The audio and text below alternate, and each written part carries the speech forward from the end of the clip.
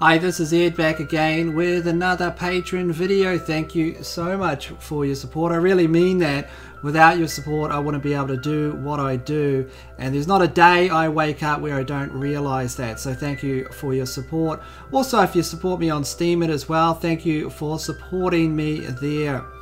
So here we're just going to go into some interesting cases in regards to strange disappearances and also deaths themselves, at least in the strange way that these people were found. Because there's an interesting pattern, of course, some interesting little details here and there. They don't fill us in on the full picture, obviously, but they give us some clues as to maybe what's happening, just wild speculation. So let's just really get right into it here.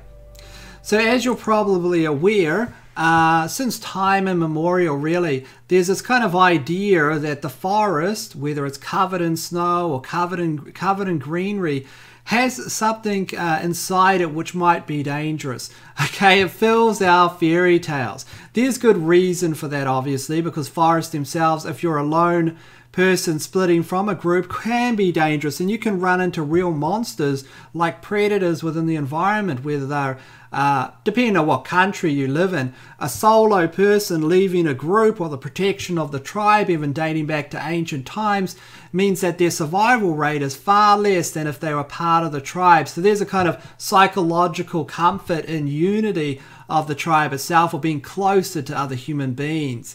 There is other things as well that are perhaps more esoteric in regards to pheromones off the body that are projected out in fear response. Some people state that that can stay within the environment, coat the trees, places like that, perhaps, who really knows.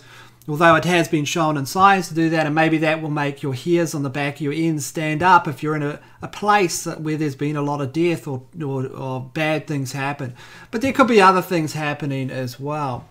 Some of them are quite mysterious, and they don't display any of the characteristics which resemble a death by a bear or some kind of wild animal like a lion or something. They just display these unusual characteristics, and there seems to be a pattern. Now, I covered similar things to this, and we're not going to go into a lot of the national parks here. If you're familiar with Missing 411, we'll go into a few cases. But I've covered this before in regards to missing people, but we're going to have a look at the overall phenomenon and possibly some speculations as to what's behind it. As you can see here on Esoteric Detective, I covered this back in 2016 actually, which is one of my other channels if you don't know. Used to get more views back then. Used to get more views. Not anymore, but that's okay, I don't mind. So this is a 119-year-old mystery of the Flannel Lighthouse. Here are some of the accounts I'm not going to go into. The reason why is because I've covered these for my patrons before. Obviously, you might have heard of them. And also, there's a great deal of research online. I've actually done other videos on them also on the Esoteric Detective. If you're not familiar with this case, it's a really interesting case. There's a lot of videos out there. So the Flannel Lighthouse mystery. I'm also not going to go into the most famous cases like Roanoke Island and the missing colony. Obviously, these also have been covered in depth. And I'm not going to go into cases that have since had explanations behind them, although they're well known, like this firefighter that went missing or vanished in February the 7th last year, which I covered on my other channel, The Outer Light, at the time. I'm not going to cover this because it's an adult, and in recent interviews he said he has vague recollections that the fact that he was in a truck and he might have fallen or been in a cab of a truck, so maybe that's what happened. I don't know, but because of that I'm not going to be covering these as well. I'm going to stay with the more mysterious disappearances and deaths. So before we get into the mysterious disappearances, let's have a look at a strange way that someone passed away, sadly. An individual called Cullen Finnerty here. He was a famous football player at the time, or at least at college level, I believe. And it was called a tragedy, and here it has been reported on September the 27th, 2018. Actually passed away a number of years before that. Here's the New York Times now. I know some people don't like the New York Times, but just showing you it's mainstream news, and it was reported here as well. So what happened with Cullen Finnerty is he decided to go fishing at a usual fishing spot. A place that a lot of people state, and this is by the Baldwin River here, called Bray Creek. is a place that's very hard to get lost at. Colin Finnerty, though, went there alone. So he went to this location alone, and his family and friends were sitting around, and then after he'd been gone a number of hours, he rang them with a mysterious phone call. He was breathing very heavily, and he seemed highly afraid of something in the location. Bear in mind, this individual is 6'2" and weighs 240 pounds, and described as some kind of Rambo. So first of all, he called his family. And he told his family a number of odd things. He said he was afraid that there were people following him, although he didn't know where they were. Then he goes on to say that he's going to start taking off his clothes. So he's acting in this very disorientated manner. Now, he was found then, and when he was found later, after the phone just went dead and they received no more phone calls from him, he was found face down in a river. The strange thing about this is his clothes were on backwards. Okay, so he said on the phone he's going to take off his clothes, and then maybe he put them on, but he put them on backwards. The interesting thing about this is this repeats in some other cases that are not connected to this one. Now, why I'm talking about this is normally you'd say, okay, strange things happen, okay? Maybe there were people following him. Maybe they took off his clothes. Maybe he owed someone some money. People described him as a Rambo, though, like a Superman that wasn't afraid of anything and would walk into some kind of bar and, he just wasn't afraid of anything at all. But he was highly afraid this day. The point is, which makes this case very interesting, and here we are in the New York Times, they had a phone company ping his cell phone, and the results came back as far as 3 miles south and 5 miles north. Still no answers, only questions. It actually gets more interesting than that, because I was covering certain reports at the time from the mainstream news at the time regarding the cell phone, pinging the cell phone, and it seemed like the GPS went haywire. It was showing him in a number of locations at the same time. Technical anomaly? Maybe, I don't know. But it is strange enough to include the case here, because it fits a number of patterns, which we'll go into a bit later. So, he sounded panicked, etc. And you could probably, if you want to know more about this case, you can always Google it. Of course, just reiterating the screenshot here of the river itself. It was in a location which was hard to get lost in, okay? Very hard to get lost in. Here's the USA Today, just referencing the phone call with him taking off his clothes. Why that's interesting, and hey, this doesn't, it's a correlation, but it doesn't mean anything. But in the famous Dovolo Pass incident, which I went on about, won't be covering this anymore because it's so famous you can look it up and literally watch 2-hour documentaries on it. But in this case, a little known fact is that these missing hikers that went missing in the Ural Mountains there in Russia at sub-zero temperatures, and they were found, their bodies were in, very in disarray. They ran out of the campsite, etc. One of them were climbing trees. They poked holes in the inside of their tent and were looking out through them. Which some of these things might have explainable means, right? But the point is that they also took off their clothes. Okay, a number of them removed their clothes in sub-zero temperatures and seemed to run outside and remove all their clothing. Again, why? And why did Colin Finnerty say he was removing his clothes? Now, of course, this isn't a big, strong connection. It's just an interesting little detail that seems repeated. Now, let's go into one case where a person has actually disappeared for a long length of time, and then someone that didn't pass away and remembered, or at least their account of the event, although they did not remember it. So this individual here went missing in a certain location which is given a similar name to the Bermuda Triangle. It's actually called the Michigan Triangle there. And it's a place where there's a number of boats go missing and all types of different things. This theme you'll see played out in a lot of other of the long-term missing cases, not the mysterious deaths, but the missing cases that baffle researchers is the fact that they seem to go missing in locations that have a long track record of very strange events or disappearances. So this is an individual, as you've seen on the first tile there, is an individual called Stephen Kubacki there, underwent an ordeal. He states it was a terrifying ordeal. Basically, well, loss of memory. But basically what happened is he was going skiing. Last he remembers before an unusual chain of events is walking on the ice on Lake Michigan one Saturday in 1978. Remember, he's still alive today, and this affected his life in profound ways. He had planned to go cross-country skiing. At the edge of the lake, he took off his skis and dropped his backpack. It was a splendid place for solitude and thought. And then he began to get cold and decided to turn back. But in minutes, he realized he was lost. This detail, this key detail, is very interesting because this happens to a lot of people. Suddenly, they don't feel like they're completely lost, even though they're literally feet away from where they came from. It is possible. It does happen. In the woods, it's possible. Lots of things change depending on light conditions, and you suddenly, few hours go by because of the way the shadows play and the way that the sun has moved, you don't feel like you're in the same location. What's interesting about this, though, is when he went missing, when they went and searched for him, they found that because he has no memory of the event and he was missing for over 14 months, okay? So when they went and they searched for him because he seemed to disappear, they found that the tracks that he had made went to the lake, but there were no tracks coming back, okay, from the lake. So he had gone there, had put down his skis, and those were his footprints, and then there were no footprints of him coming back. So when the search and rescue went to go find him, their thought was he was dead. He went into the lake and he drowned because there were no footprints coming back. Where did he go? Well, even he does not remember, although he's lucky enough to survive.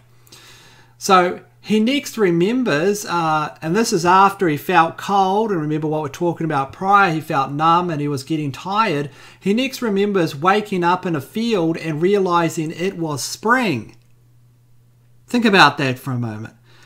He went missing for that long. Now, it's possible, okay? It doesn't mean it's ghosts or something. It is possible that perhaps he came across a very dangerous entity. The only person that could carry this out would be a human being. And they drugged him, they put him somewhere, and then released him for some unknown reason. That's totally possible. That could be totally the explanation. Okay? That could totally be the explanation. But it's a very unusual and interesting case. I don't know the answers to these, remember. These are really unsolved. So he realized it was spring. As he looked himself over, he recognized neither the backpack lying beside him nor any of his clothing. Again, his clothing's changed, but you have to remember, if a number of months have passed, obviously something happened there. He thought to himself, what the hell's going on here? Later, he said he felt like the Twilight Zone or science fiction, where all of a sudden people are misplaced in a strange land.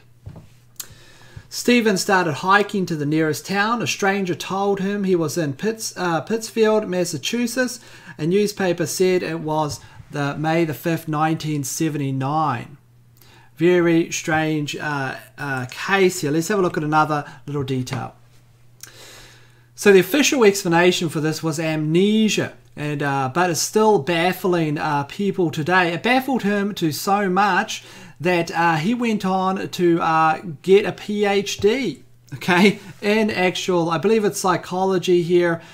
He talks about mathematics here as well, but it changed his life, okay, and this kind of philosophical exploration of the universe.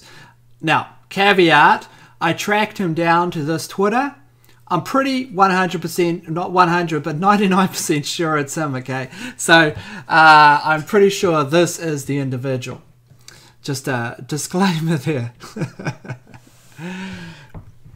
So he was actually learning German at the time. He woke up about 40 miles from his father's house lying in that meadow. Just some more interesting details there.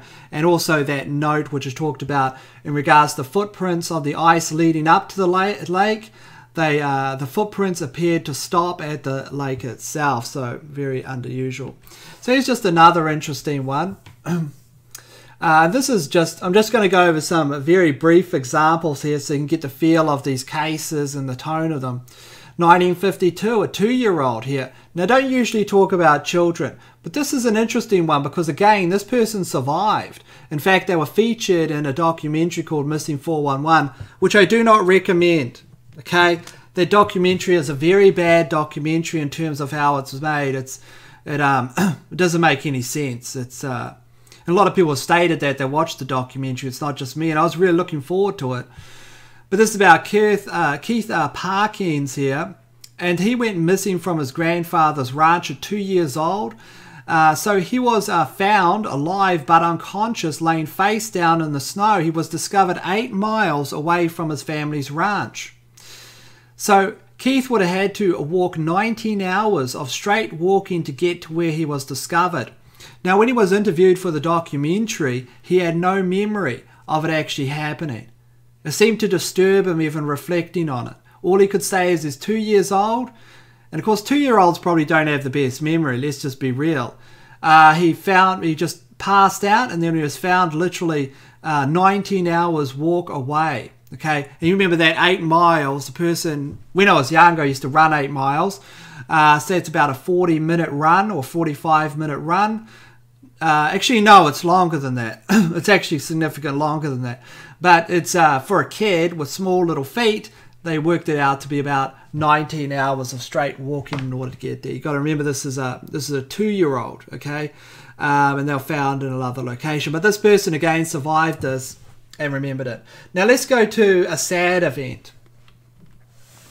So this young child, sadly named Jared here, passed away. Very famous account. He was a 3-year-old, okay?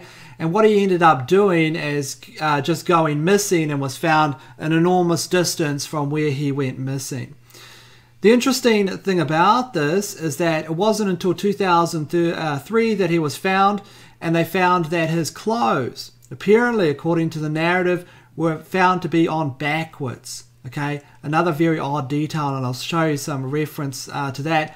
But it is one of these unusual, strange cases. So when this young 3-year-old went missing, what happened is they expected to be found in just a very short time because the trail was clearly marked. He could not have gone far. They never found him. Okay, it wasn't until a few years later, 4 years later, that he was found. And like I said, it was this enormous distance, and his clothing was found literally intact. I'll just head over to the next slide here. So here we have another detail. Of course, I talked about this. The other odd details here were about the body, that the boy's clothes have been turned inside out. So these details, as reported by Mysterious Universe, were actually referenced to an interview that David Paulides actually gave. Remember, David Paulides is a former Philadelphia police detective. So it was just another very strange case, okay? And also that it was strangely not overgrown with moss or vegetation, considering that it had presumably been sitting there for 4 years. And this was a single tooth taken from his mouth that was left upon a rock. So what is this case? Who knows? A 3-year-old, okay, might be large enough, if they're a small child, to be picked up by some type of bird of prey. It is possible. I've seen a hawk, and in fact there's videos online, I think it was a hawk, pick up a toddler and try to fly away with it. But the odd thing about this were the marks on the body. And why was the clothing turned inside out? Okay, so a hawk wouldn't do that. Okay, the hawk's not going to unbutton your clothing and then put it on the other way around. Like I said, it is possible that he ran into a dangerous individual. Okay, the person with the needle and a bunch of, a bunch of drugs in it, like some other people. Though that's always a scenario. Okay, those people live in this world, sadly. So children, unlike adults, seem to recount strange memories. So I've got some examples of some strange memories here.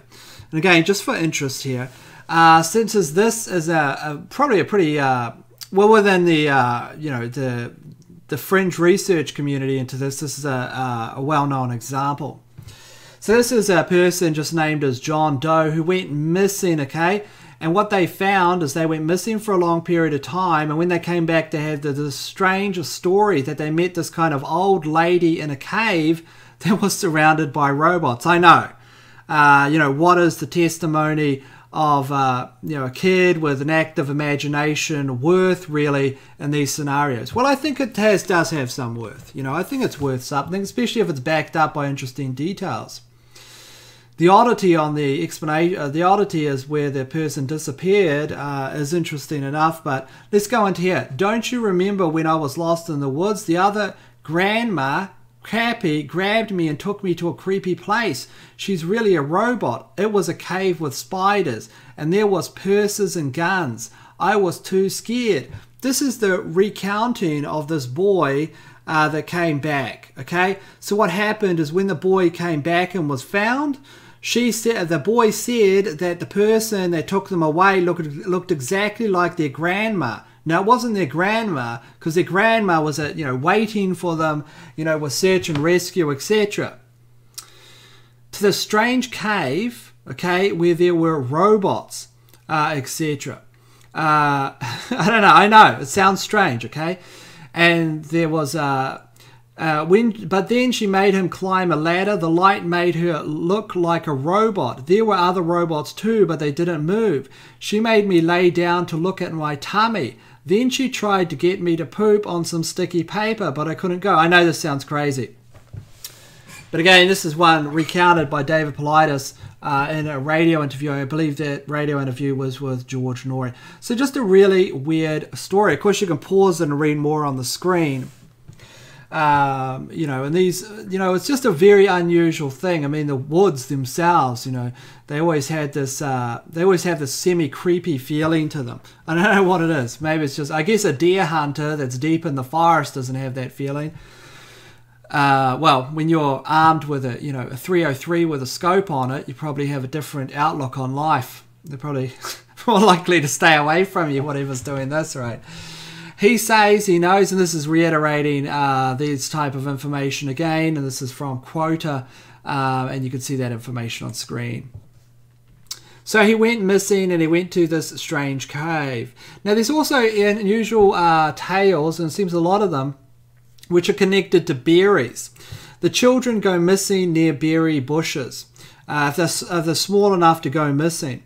So one account I heard, okay, this was from the radio interview running through some of those accounts there by David Paulides, was walking past a stream, and what happened is they heard the footsteps of them walking across the stream and the water behind them, the parents, and then they heard no footsteps anymore. They were midway in the stream, a very shallow creek or crick.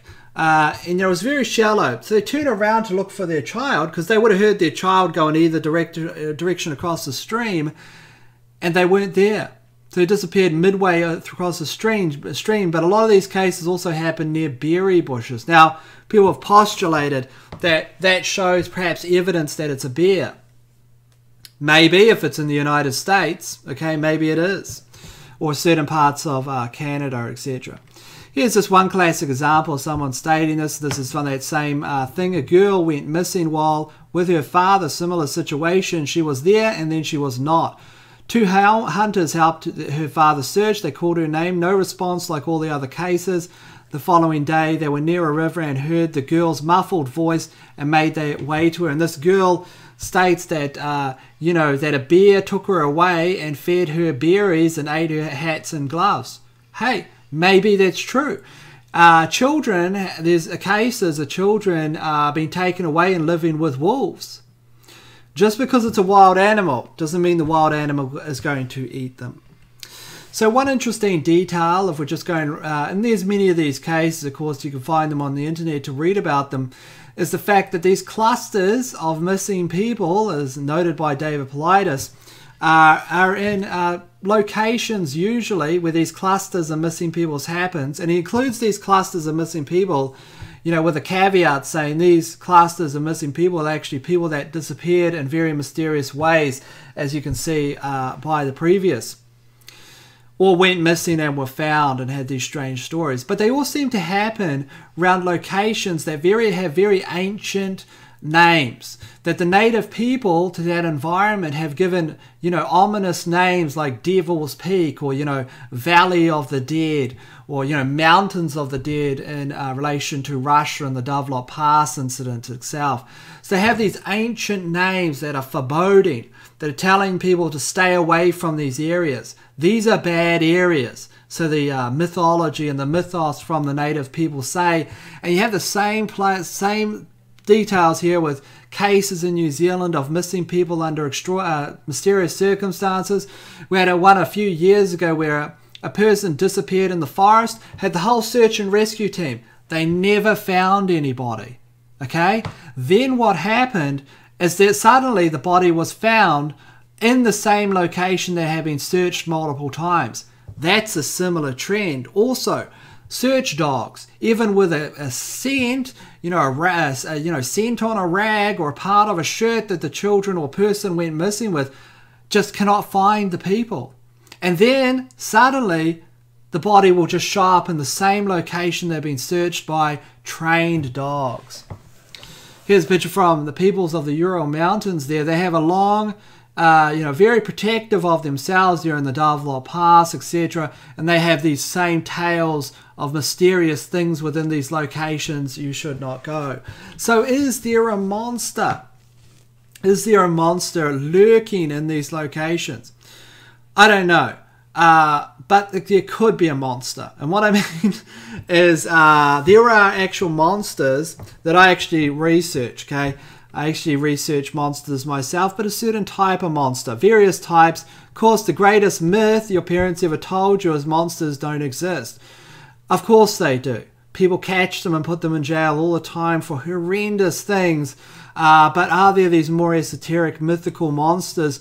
As you know, back in our days, in our past, people used to build these strange statues to, or fill all of these kinds of legends. Well, there is one group of things that seem to cover a lot of the things within a lot of these missing people, a person's cases, if you look into them, or at least the mysterious ones. Talking about, of course, people go missing all the time. What are those? Well, if you go through the checklist here, confusion, a high state of confusion after the event, cannot remember where they have been, sometimes for weeks or months or days or hours, suddenly just vanish, okay, have this ominous feeling of dread before it happens. A lot of them do. Look at Colin Finnerty. I'm not saying he's connected with the Cells of Mysterious Death. And also the key detail is that they often come back, if they do come back, with their clothing on backwards. Where is a huge research field where this is investigated and all those things connect, as we've discussed? Well, of course, and I'm not saying this is the answer, okay? This is like this is, high speculation. I don't even know if aliens are real, okay? I'm about an 80% believer. But here we are with Q&A, and this is an old video I did in 2017, I guess a couple of years old now, where I was interviewing Professor Dr. David Jacobs from Templeton University there in the United States in regards to aliens. You see, because in alien abductions, and this is the premier researcher in alien abductions at the moment, Professor Dr. David Jacobs. There is missing time, as Bud Hopkins wrote about in the 80s, famous book in regards to missing time with alien abductees. Of course, he's actually largely credited as the first to investigate it and write about it. But it's also a well-known fact in alien abduction, so well-known that it's just, it repeats across cases all the time. Here's just a screen cap from Google. They return with their clothes on backwards and inside out sometimes. Okay, alien abductees. It's one of those strange occurrences. Now look at all the cases. Look at that child that was found in the rocks. The clothes were on backwards. They were reversed. They were inside out. Look at Colin Finnerty. He had to take off his clothes for some reason. And all these other examples, there's these interesting examples. Look at the Dovlot Pass incident. It's not totally the same, but they removed all their clothing and were paranoid. They all died. Now, I'm not saying that these are all connected to alien abductions. I'm just saying it's an interesting thing. Also, memory loss. That's classic alien abductions. Missing time, memory lost.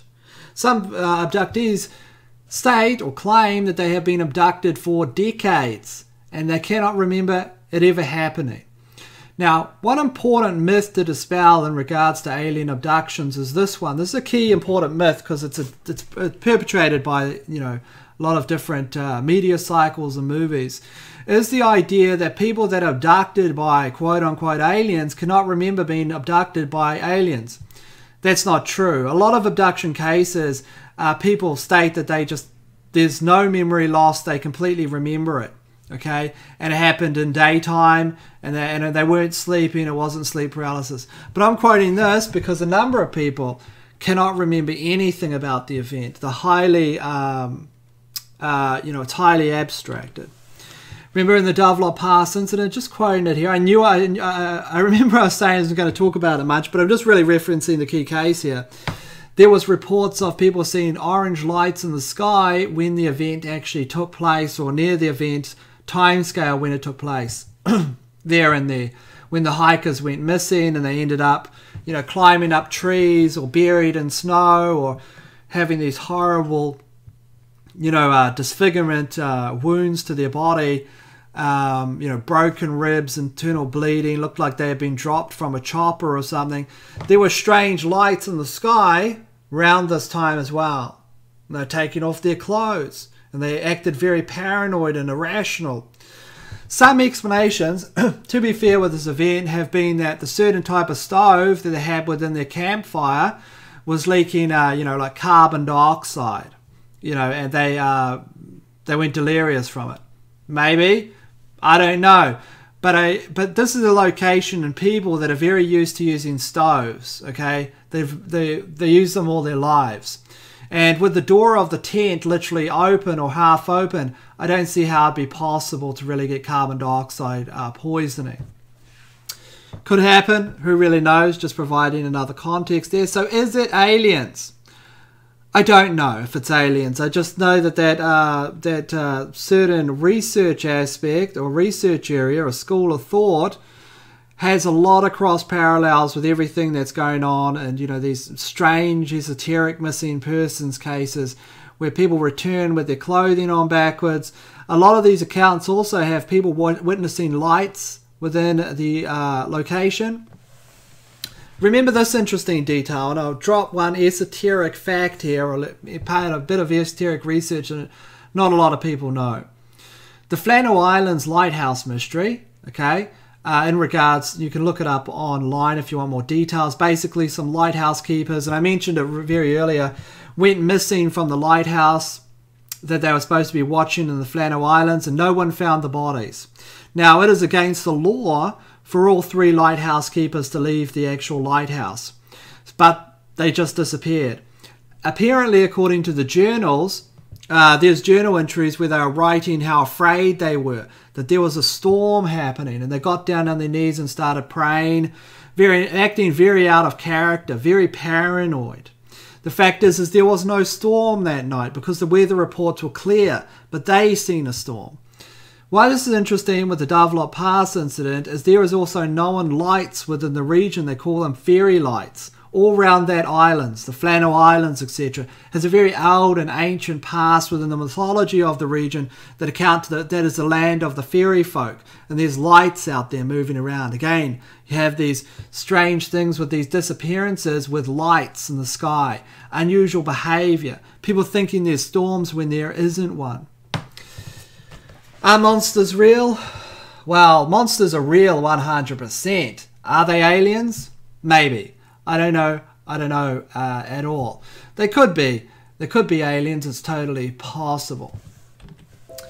Well, I hope you liked that little journey into some unusual cases and a brief overview. I guess it's brief. It's only around, well, it's 35 minutes, but that is pretty brief considering the size of it in regards to missing people or missing cases, or strange missing people, and just an overriding pattern that seems to connect a few of the cases together, especially the inverse clothing, the lights in the sky, you know, missing memory and so on and so forth, as well as the locations being places that are, you know, known for being, you know, bad and something to the native peoples, no matter where in the world it is.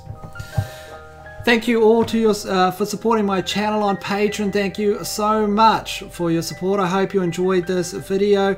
Let me know what you think in the comment section there on Patreon. Of course, a week later, what I do is I also have these videos on Secret Journey. Not all of them, but some of them. So if you ever want to just keep track of it and you don't want to keep checking in on here, you can always see them on Secret Journey a week later if you like, or when I put them up there. But they'll always be here on Patreon first anyway. Thank you all for your support, and in the meantime, take care of yourselves, stay safe, and I'll see you all later.